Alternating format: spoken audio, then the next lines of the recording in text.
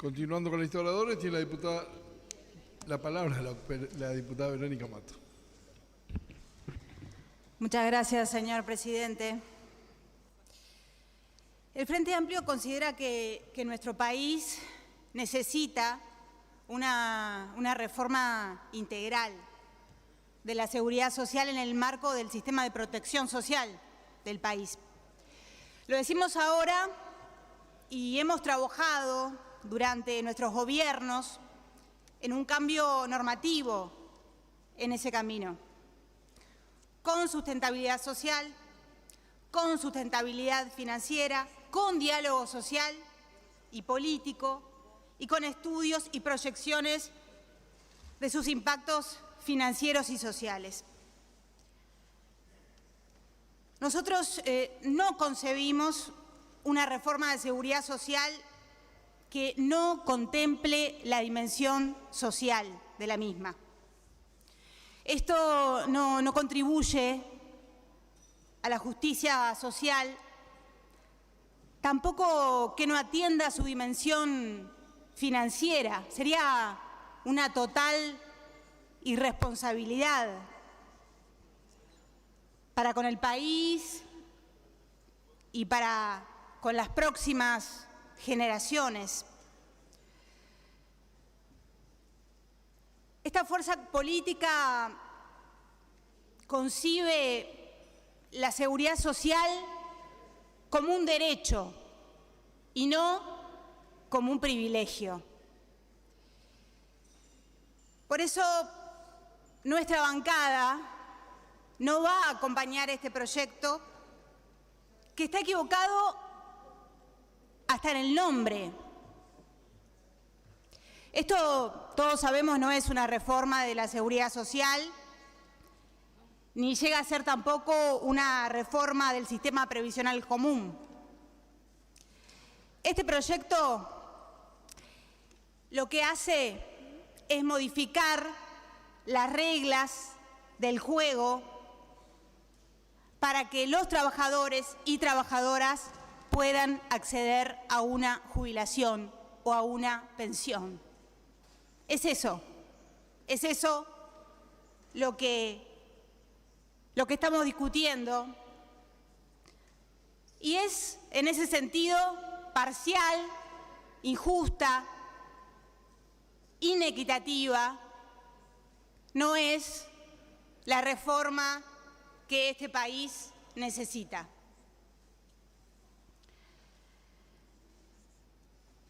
Hemos trabajado desde nuestra fuerza política y mucho en el estudio de este proyecto que tenemos a consideración. Si algo no le rehúye los legisladores y legisladoras del Frente Amplio, es justamente a eso, al compromiso, a la responsabilidad que la ciudadanía y los compañeros nos asignan. En ese marco presentamos un listado de delegaciones que consideramos fundamental que estuvieran presentes y que no habían estado en el Senado. Fuimos miembros activos de esa comisión. Elaboramos preguntas y repreguntas. Lamentamos, sí, la falta de respuesta o las evasivas de las mismas. Por favor, señor presidente, ¿me puedo amparar en el uso de la palabra? Le pido. Disculpe, diputada, tiene usted razón. Gracias. Lamentamos, sí, la falta de respuesta o las evasivas de las mismas por parte del Poder Ejecutivo. Esto, como decía, que tenemos a consideración en el plenario, no es un hecho cualquiera. Es un hecho fundamental en la vida de las personas. No es de cualquier cosa que estamos discutiendo hoy en esta Cámara. Una seguridad social robusta contribuirá al mejor desarrollo de la vida de nuestros habitantes, generando un entramado social construido desde la solidaridad. La solidaridad.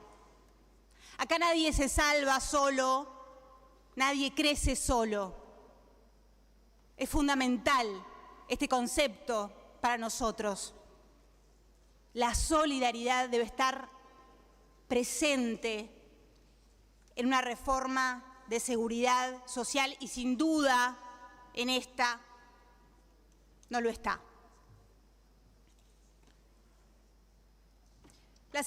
Por otra parte, la seguridad social nos acompaña durante todo el desarrollo de nuestra vida, nuestra niñez, adolescencia, vida adulta, en nuestra vejez.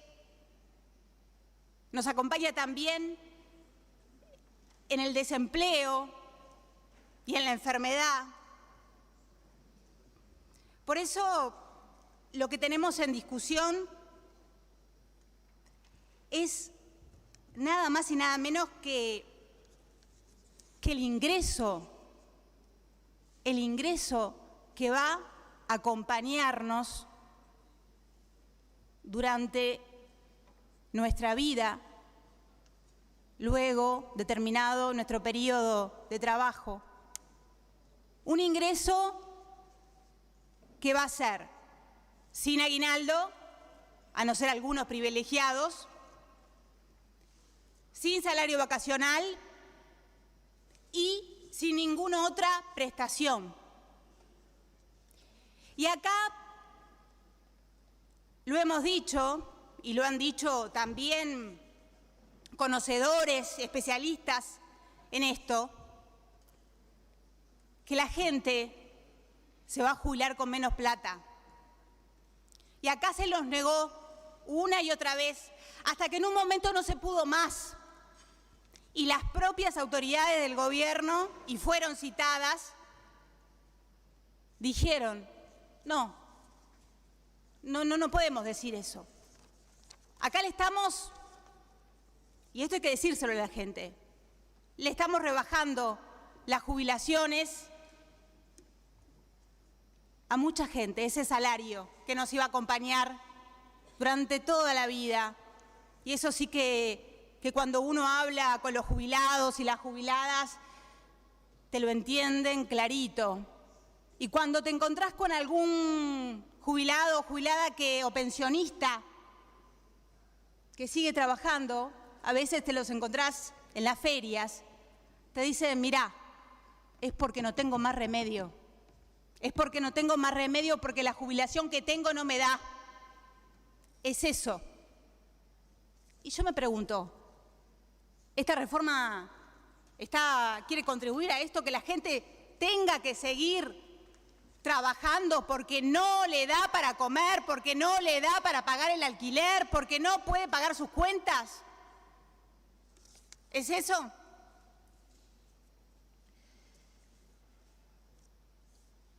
Y frente a este derecho vital, ¿no?, que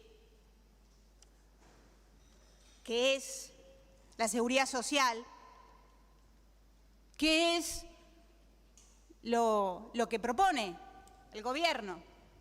Bien, propone un proyecto que aumenta al barrer la edad de retiro, aumentando a 65 años la edad de jubilación sin contemplar inequidades de género, castigando a las personas con discapacidad, que no contempla el futuro del mundo del trabajo, que le da la espalda a los jóvenes. Esta es una solución cruel para las personas más vulnerables. Lo es y lo saben. Y lo es justamente con las personas que tienen su cuerpo como la única herramienta de trabajo. Con ellas se las castiga, se las castiga, se las castiga. Esta es una solución que aumenta las brechas de desigualdad. El gobierno toma como uno de sus argumentos centrales para las modificaciones de este proyecto el aumento de la esperanza de vida, ¿no? Y esto se ha dicho. Lo cual es un dato sesgado. Ojalá. Porque hay suficiente evidencia que advierte sobre diferencias sistémicas en la esperanza de vida en varias dimensiones socioeconómicas, como ocupación, género, ingreso, educación, localización geográfica, estado civil, etnia. Y voy a citar un estudio de la economista Graciela San Román, que dice: en la medida en que aplican las mismas edades de retiro a personas con distintas esperanzas de vida, los sistemas jubilatorios generan impuestos para los que viven menos y subsidios para los que viven más. Acá está el impuesto, este es el impuesto que el gobierno está presentando. Hoy alguien preguntaba y decía, no, este es el impuesto a las personas más pobres. Y con respecto a esto, como decía, hay estudios, el Uruguay no lo ha hecho de este impacto, pero en el caso de Chile se realizó en la ciudad de Santiago de Chile un estudio en las distintas comunas que indicaba las diferencias de esperanza de vida que llegaban casi en algunos casos a más de 6 años entre las distintas comunas, como decía, según el nivel socioeconómico de las mismas. Y en comisión recibimos al Departamento de Salud Ocupacional de la Facultad de Medicina de la UDELAR y nos decían, según la Organización Mundial de la Salud, la pobreza tiene mayor morbilidad, mayor carga de enfermedad. Esas son desigualdades que requieren un tratamiento desigual. Esto todos lo escuchamos, o por lo menos lo que estábamos presentes, y está en las versiones taquigráficas.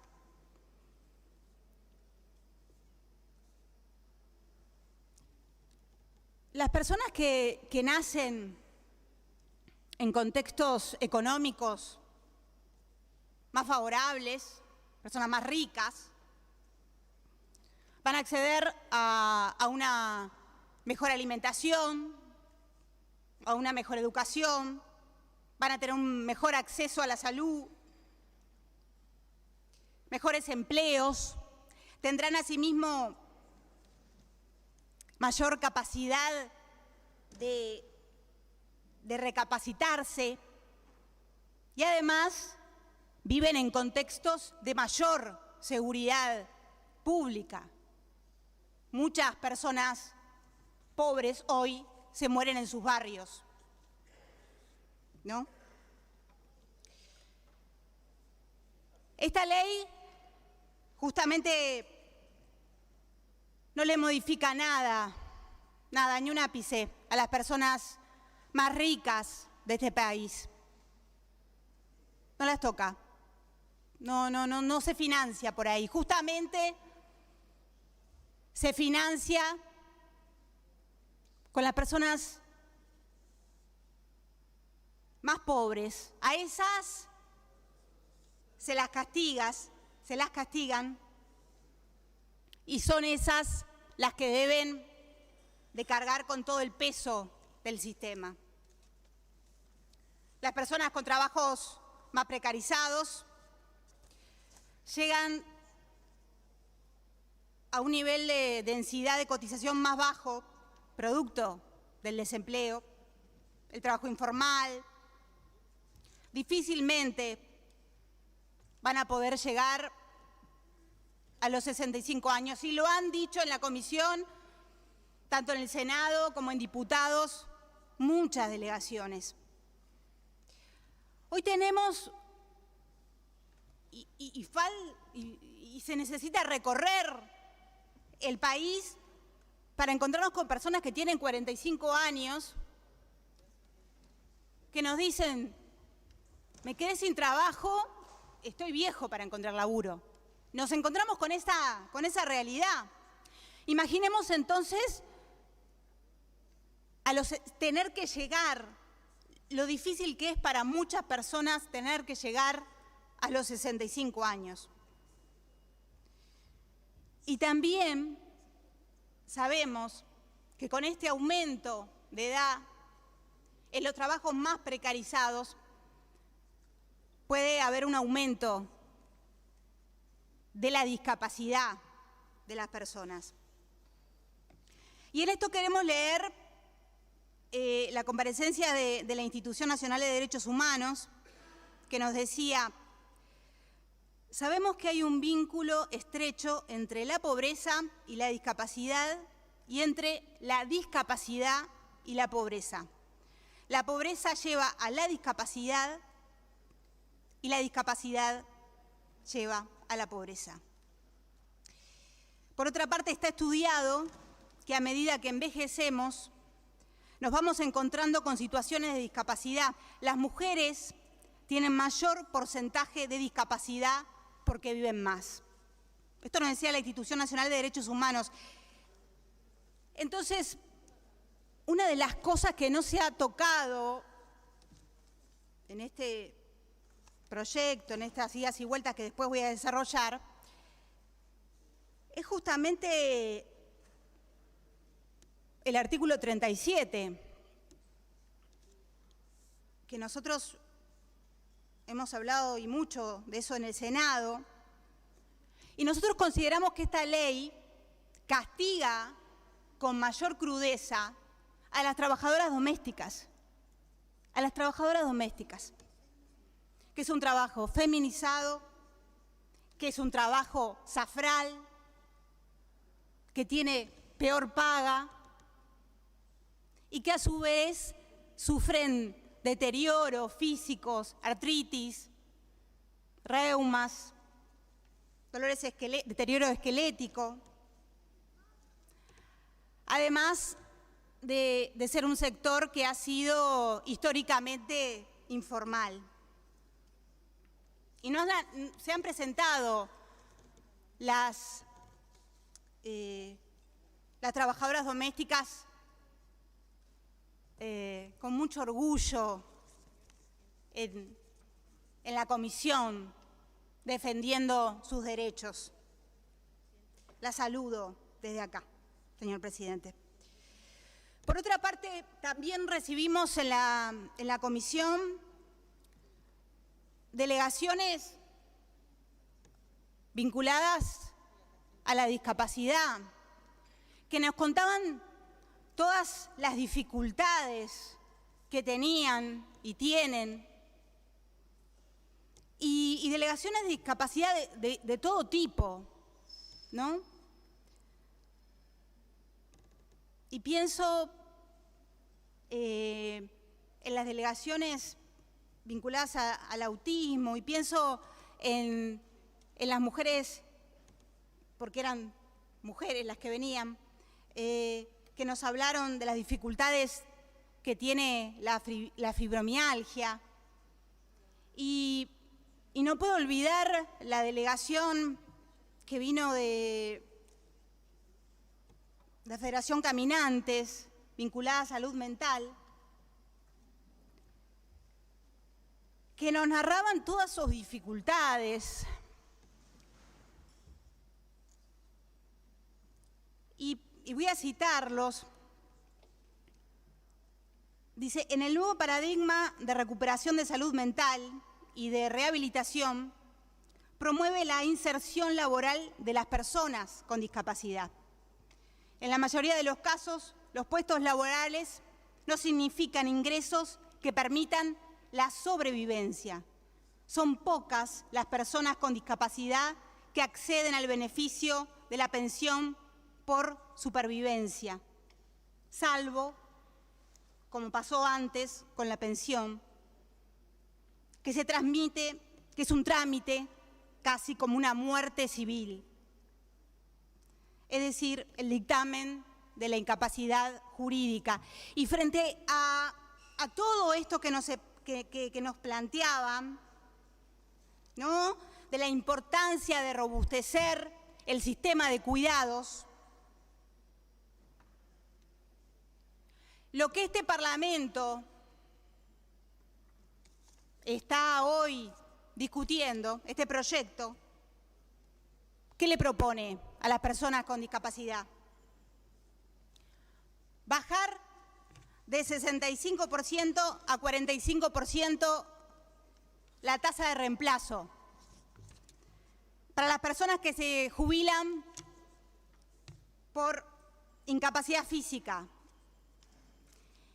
Y además se ha justificado esto diciendo que la gente es avivada, y hemos escuchado a las delegaciones que nos cuentan todo el derrotero que significa obtener esto, administrativo, las juntas médicas, el baremo 66%. Esos son los avivados. Esos son los avivados. Hay cosas que uno piensa y dice que habla más de uno que de los demás, ¿no?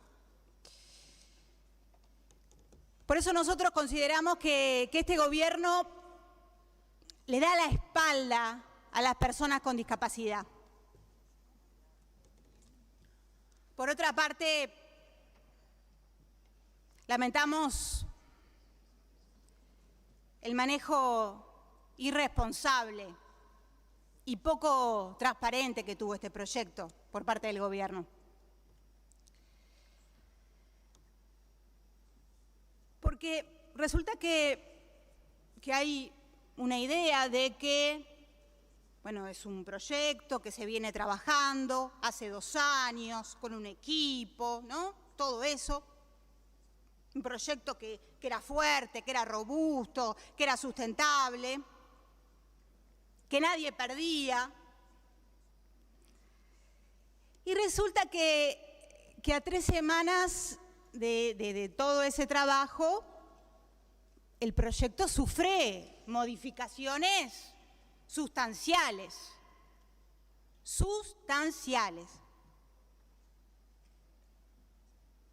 Y uno se pregunta, ¿a qué lógicas responde? ¿A qué lógica responde? ¿Qué sustentabilidad financiera tiene este proyecto? ¿Qué porcentaje del déficit se baja? ¿Cuáles son las proyecciones actuariales? Y no lo dijeron. El Poder Ejecutivo se negó a venir al Parlamento a dar cuenta de estos cambios. Y eso no fue por falta de tiempo, no, porque la comisión estuvo parada en cuarto intermedio durante 2 semanas. Perfectamente tenían todo el tiempo suficiente para que viniera el Poder Ejecutivo, viniera CIMBE, viniera el PIT-CNT, viniera ONASPU. El gobierno se disputó migajas de poder a costa de la vida de la gente. Es eso. Se estaban disputando migajas de poder a costa del pueblo. Y eso lo vimos todas y todos. Salió en la prensa. No hay nadie que diga que no sepa. Y eso no le hace bien a la democracia. Durante 2 semanas o más,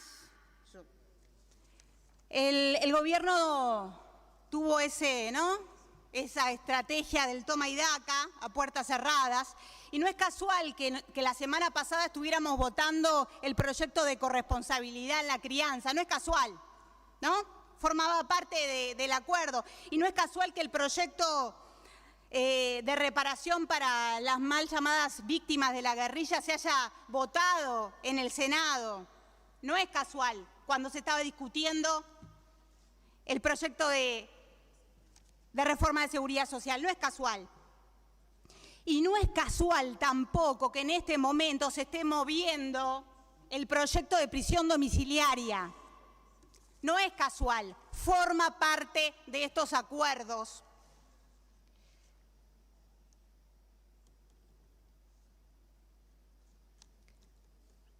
Yo entiendo que hay necesidades que tienen que ver con los intereses de los potenciales votantes.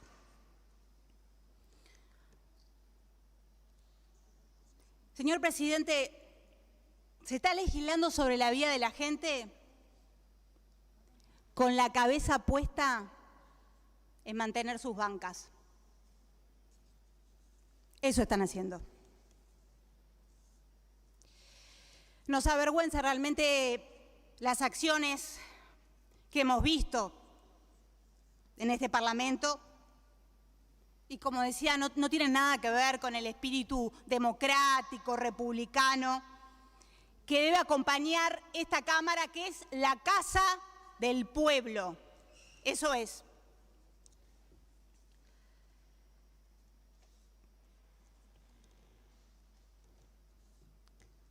Y el martes pasado tuvimos un ejemplo, un buen ejemplo, ¿no?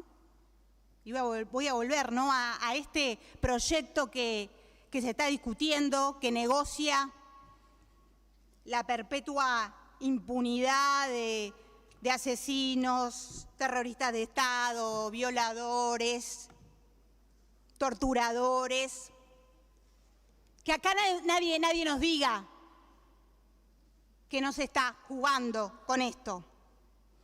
Porque el martes pasado, en esta Cámara, un legislador de Cabildo Abierto hizo prácticamente una apología al terrorismo de Estado.